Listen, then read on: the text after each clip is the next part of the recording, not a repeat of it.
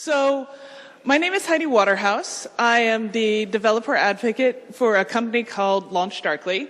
We do feature flags as a service, and that's about all I'm going to say about it right now because you're not here for a product pitch. What you're here is to learn about some ways to make deployment less risky and less, unfortunately, exciting. So I'm going to take you through this choose your own adventure. I'm going to drive the first time. So this is Toggle.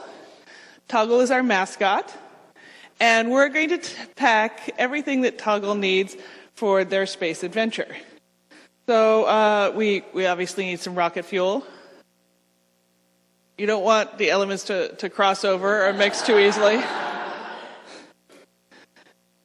And we are going to have space lane flags. Now, Toggle's job is to chart the ways between the planets and stars to make it most efficient and safest for the space liners that follow after them.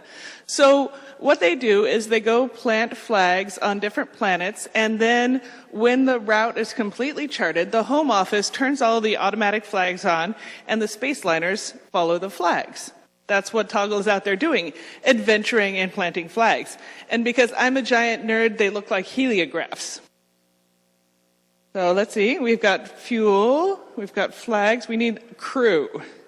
So it's kind of a one-person job. Toggle usually travels alone, but even so, they have their support crew back home, and I have an amazing support crew back in San Francisco, Oakland, and I really trust them and count on them to keep me going. And then lastly, we need to pack something to take along. So if you take a picture of this URL and go there, we will send you a free t-shirt. I refuse to carry free t-shirts. This is like one of my negotiating things. I'm like, I don't fly coach and I don't pack t-shirts. That's it. But we'd be happy to send you that and some stickers. And so now we've got Toggle all packed. So let's take Toggle on an adventure, and I'm really actually going to expect you all to choose. Do you like this? I spent more time than I should have. It's a new HTML setting, Rumble. All right, so what do you want to do first? User fun. What can users do with feature flags? We want to make sure that users get the experience that they want. And it's really important to me for all of us to remember that users don't want to be using software. Users want to accomplish something using software, but really what they want to do is like find an ATM or call a taxi or get something done for their job. Nobody says to themselves, you know what would be great if I sat down and used Notepad++ today? It's a good day in the neighborhood. Nobody does that. So when we talk about making things useful for users, we have to remember users don't want to be here. Users want to be doing a thing.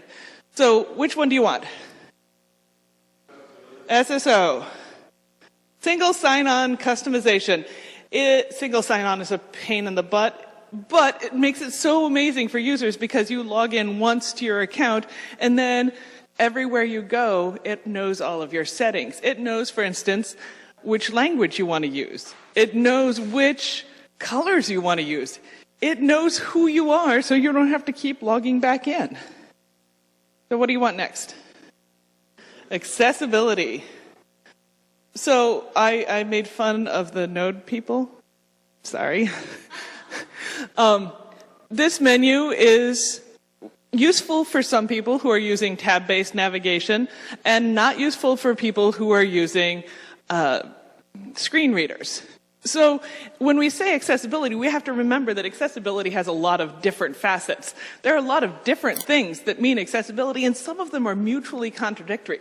You cannot design something that is useful to everyone. And so the thing that I want you to think about doing with customization and user flags is allowing people to pick the accessibility options that they need. For instance, my dad, when he uses his phone, I don't know, his fingers are like 4 times normal human size or something. He cannot hit a target on a phone screen. So he needs that big buttons thing. And I need to be able to do voice commands because I drive a lot. And those are different. Like theoretically you could make them, but I would rather have more buttons on the screen that talk to me rather than like 2 giant buttons. So think about how you want to do that for different users. All right, do you want to do colors? It turns out users have a lot of feelings about their interfaces, and I found, but did not put in because I love you all, a version of Windows 10 that has the hot dog colorway from Windows 95 in it. It's orange and yellow and red. It's very festive. But some people like that. Some people find that high contrast super useful to them. Some people need larger text. Some people need higher contrast. So whatever it is that people want to be able to set, let's make that possible for them. All right. Shall we go back to adventure choices? There we go. Oops. Oops. Ops is full of people who really, really care about things working right. They get ulcers because things don't work right. And we love that about them. So how could we make their lives a little easier? What could we do to make ops a little less risky and a little less nightmare-inducing? What do you think? Failover. So, you know that thing.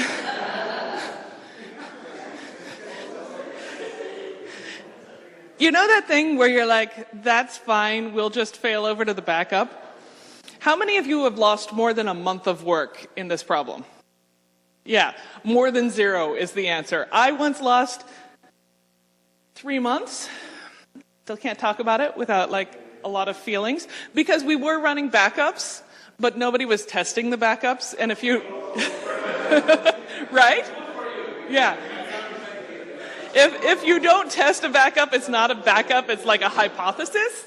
So I want you to be able to fail over rapidly and often enough so that it's not that you only do it in a disaster, it's that you do it as a test. Or you're like PayPal and you just do it every week for funsies, like fail over your entire data center from one to the other.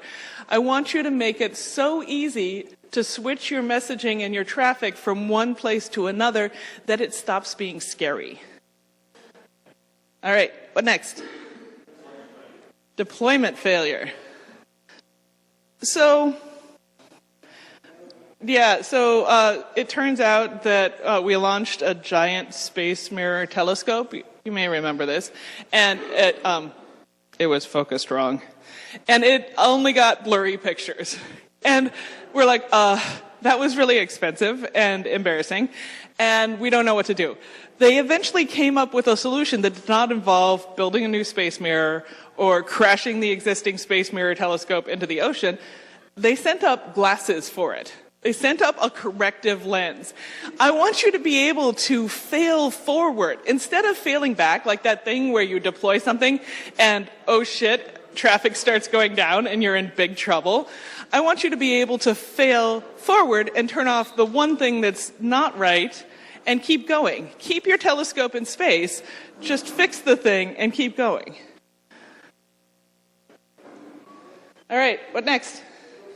Kill switch, obviously. No, something has gone super wrong with a feature. So, sometimes you deploy and you're watching the network traffic and all of a sudden there's this increase and there's a lot of increase and it looks like you're DDoSing yourself and things get slower and slower and they don't respond. You ever wish you could just turn that off? Put a feature flag on your features and it's like a control surface for your feature. You can turn it on or off. You can turn it up or down. You can launch it darkly and then turn it on when you're good and ready. But I want you to be able to have this kill switch because kill switches are the key to being able to do fearless deployment. If you know you can turn it off right away, it's less scary to do deployment and you can do it more often. Because the more fearful we are about deployment, the more we put it off, the more we're like, I want it to be perfect before we go out. Newsflash, we are no longer printing software on CDs, and we don't need to have that paradigm anymore. Continuous deployment is sort of the aspirational continuous integration and continuous deployment. That's a lot to ask for a small organization. But once a day, twice a day, You could maybe do that. You could automate it. You could just roll things in once a day, and you'd still have this safety. All right, what next? Internal testing. So internal testing is when you launch something, you deploy it, but you don't let the user see it yet because you want to make sure you get all the typos out or the embarrassing things, or you want to make sure that you can handle any kind of load. So you turn it on, but only for people at a certain IP address, only for internal users, only for people with this particular email address. And that's really powerful because you're getting more than just developers looking at it, but less than the whole world. And this gradual rollout is going to make it a lot safer and a lot easier for you to do deployments. All right, what next? Canary launches. How many of you know the story about canaries? Okay, only a couple. This is interesting. I was wondering. In the olden days, when we had, especially coal mines, we had a problem where there would be toxic gases in the bottom of the mine. But they're odorless and heavier than air, so you don't know they're there. The thing that miners did was keep little canaries, the actual bird, in a cage and lower it down to the bottom of the mine and then pull it back up. And if the canary's still alive, no toxic gases. And if the canary is dead, don't go in there. So the way we use that in modern software is we do like a 10% deployment to 10% of our customers and make sure that it's not, deadly. We want to make sure that our product is working okay without doing the whole deployment, without putting an actual person in the mine shaft. So canary launches are a really powerful way to think about how it is you can do incremental rollouts. Albatross. Okay, so Albatross launches, I heard about these from my friends at Fastly. Albatrosses are the opposite of canaries. In mythology, an albatross is a bird of ill omen, and if you kill it, bad luck. And if you kill it, you drag it around with you. It's this thing like a heavy curse. You're taking the albatross with you. In technology, the albatross is that one customer you have who is still on like Java 1.3, and they are never going to leave it because they have an OS 390 system in the basement and their entire tech stack is actually built on that. And you can't get them to upgrade, but you would like to move on with your lives and have modern tech for the rest of everybody and upgrade them. And they're like, if you stop supporting this, we're leaving you. And they give you a lot of money. It only works if they give you a lot of money. Don't do this for free. If they give you a lot of money and they want to stay back there in Java 1.3, there's nothing that says you can't give them their own release. Like, they have a specially coded release that's back in the Stone Ages, and you can continue moving forward with everybody else with modern stack and technology. So when you have an albatross and they're paying you a lot of money, it may be worth it to have some flags that bifurcate into different support variants. Market segments. So if you ask my dad which kind of pie he wants, the answer is always yes. And that means all the pie. What kind of pie do you want? Yes. Apple, pumpkin, mincemeat. When we're talking about market segments, I always like to think of a yes and solution. So frequently we say this market segment is people who are Spanish speaking and use Python, right? That's one segment. Sometimes people are just people who use Python, that's a segment. But I think people who use Python and are Spanish speaking and are under 40 and have slow Wi-Fi, that could be a segment. And you could serve them a lighter weight page than the nightmarish video garble that we believe is appropriate to send over the wires to everybody.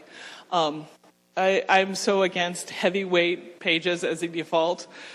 But I want you to think about like how you would split your code base and your delivered application into different segments if it were easy. If it were easy to say, these people are coming from this geo-fenced range, give them a lighter weight page. Or these people are in this video zone, like, you know, like Amazon does. They're like, oh, you're in Australia, you can't have your movies that you bought, sorry. I'm like, it's streaming, it's the internet, give me the... But Amazon is obviously using some kind of geo-fencing to make sure that Australians are not evilly watching movies early. Market segments are also super useful for all sorts of like directional, not just how you serve your pages, but what kind of upgrades and applications you offer people. So I think that's super, super interesting. So let's see what else we have in sales and marketing, because we just jump around. All right, what do we want? Feature tiers. So, you know that thing when you go to LinkedIn and they have two modes and it's nagging you to go to LinkedIn Pro and actually being LinkedIn Pro? And there's only the two. There's the nagging and the don't forget to update so that you can stay nagging and nagging light. Sometimes we want our users to have maybe not that sort of experience, but the sort of experience where you're paying extra money and you're a gold level member and we're going to give you more features, more access to features. There's two ways you can handle that programmatically. You can have people log in and then serve them different websites that live on different code branches, right? Or you could have all the same code branch and then use their login to differentiate by flags. And so you would just turn on flags for paid users. The advantage of this is you don't have as much code to manage, because the nightmare of branched code is keeping it all in sync. And I don't want to do that, and I'm pretty sure nobody else finds it exciting to do like simultaneous updates across multiple branches. I could be wrong. What? Currency. All right, so one of the things I've found interesting about visiting here is that what I consider a dollar sign is a peso sign. And they are visually identical to me. But obviously the numbers that come after them are significantly different. I want to be able to give people a website experience where they know which monetary unit they're using. So whether it's US dollars or Australian dollars or pesos, I want to know that, and I want to offer prices in that. There's a weird two-tiered system here where, like, I don't understand it, but the room service food prices are listed in US dollars, and the delivery fee is listed in pesos. But they look the same on the receipt, except for one of them seems like an unreasonable price to me. I want to be able to offer software that lets you disambiguate that. And like every time there's a dollar mark, it specifies which one it is. And I think you could do that. I think you could say, I'm an American tourist, please only give me stupid American tourist money. And if it's in fractional dollars, that's fine. Or, you know, I want to be able to say, hey, these are your Australian dollars. You know, the hotel booking is going to be in Australian dollars. That means this in US dollars. If a website would provide me that, I would be like eternally loyal to them as a trip booker, because I'm really bad at math in my head. So, do we want to go back to adventure choices? Yeah.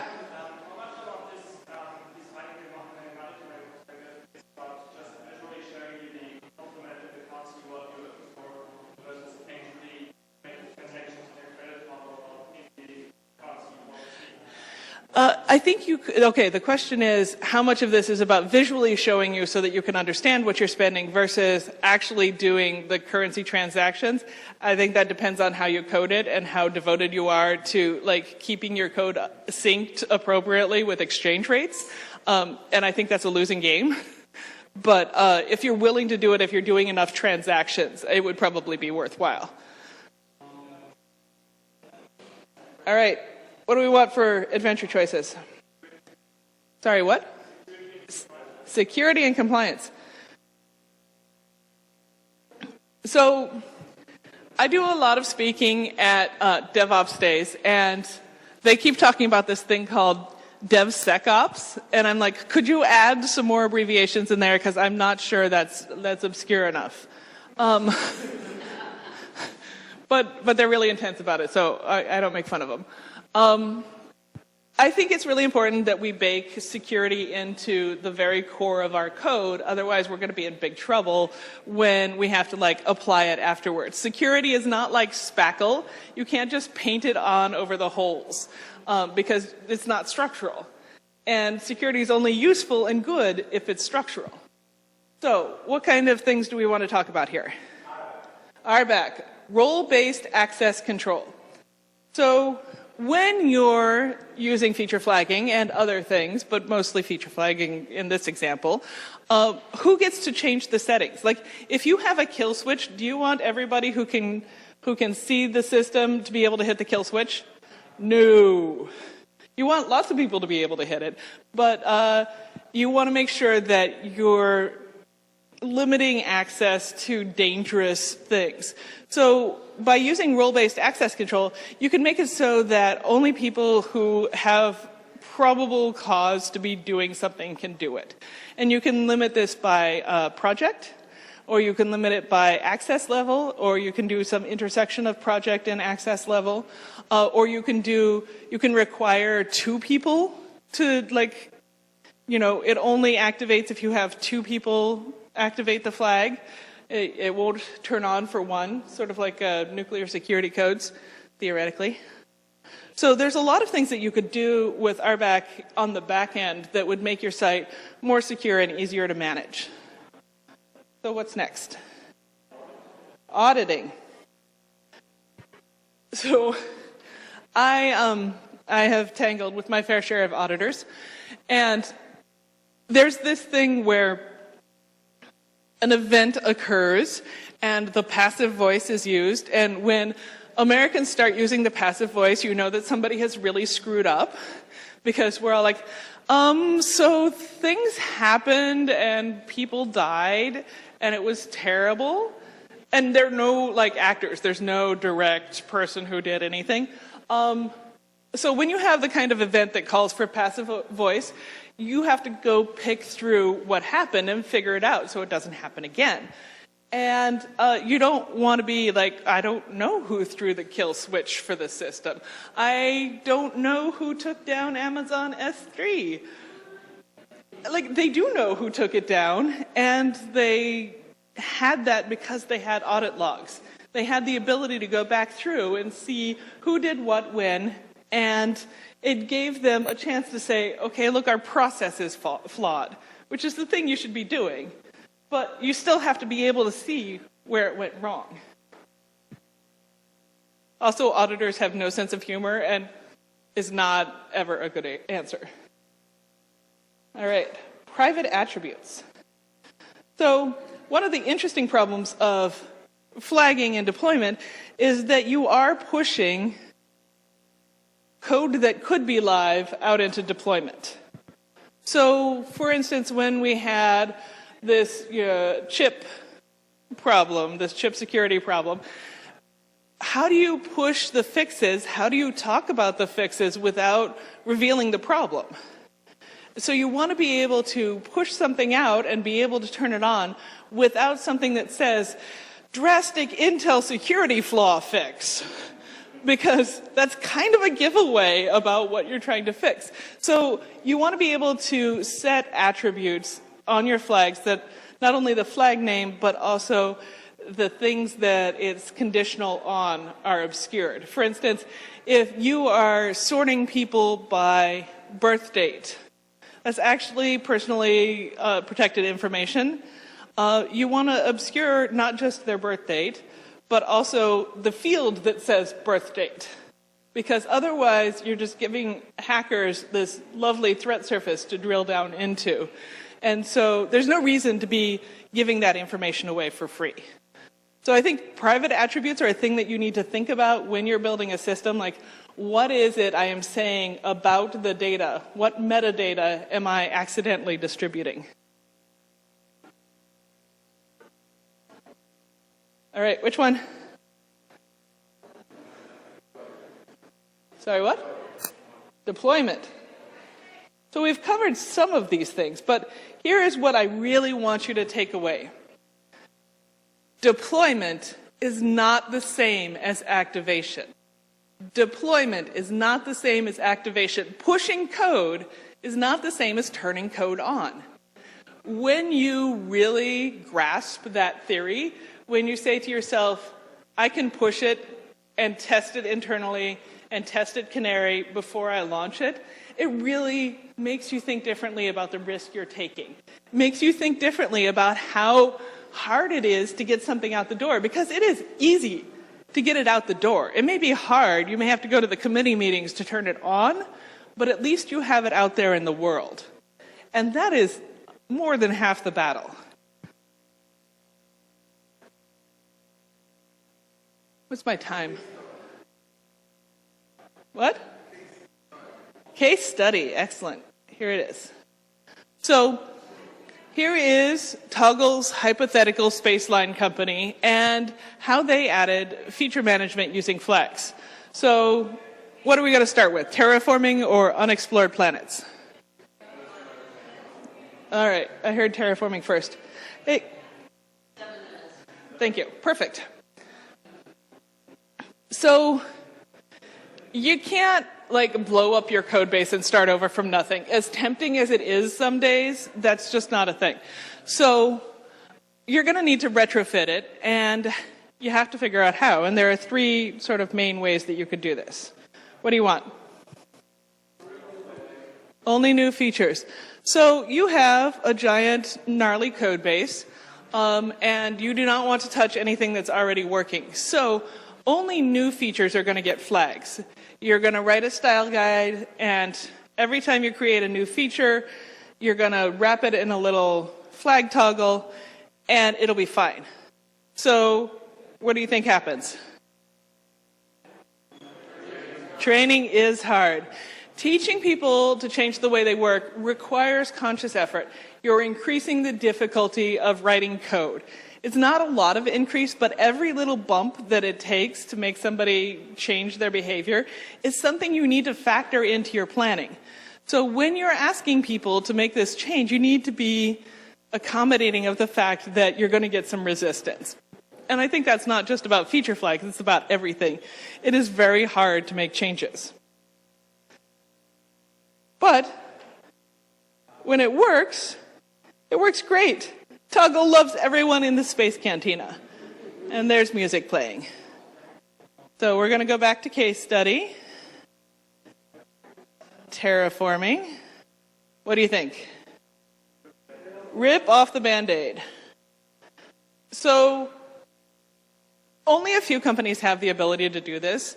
But what if you are a small enough organization that you can say, we're going to stop, and for 3 weeks, we're going to do nothing but identify unique features and add flags to them. Some companies, that's not possible. They're just too big, and their code base is too big. But imagine the other benefits of being able to uniquely identify your features. Because a lot of us have written things that are sort of cumulative, and they sort of interact with each other, and we haven't really thought about how, because they've been working for like 3 years, and that was before we came here. Think about the advantage of stopping and identifying what each of your features is, giving it a name and a control surface. Painful, super painful. I'm not going to deny that, but it might be worthwhile. Come here, you. And then the last one is slow and steady. And conversion is really slow and painful, but it's actually a great way to get new developers online. Because what you're doing is saying, okay, here is our entire code base.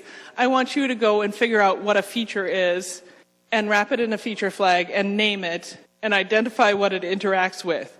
And you're going to get this amazing map, and your new developer is going to have not like the joy of making a new feature right away, which everybody would like, but they are going to understand the squirrely thinking of your code base a lot better because they'll have had their elbows in it.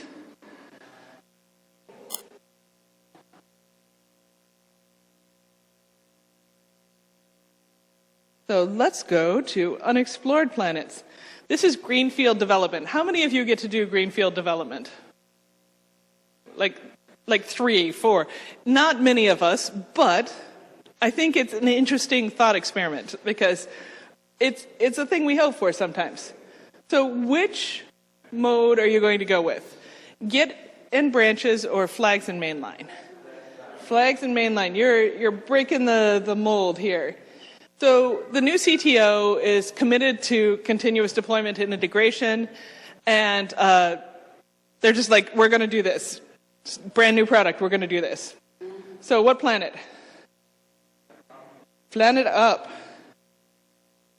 So you managed to deploy and test this quietly before the crowd sees it, and it is great. Congratulations, team. What planet next? Charmed. The feature failed fast. It turns out you deployed it and started testing it, and it failed.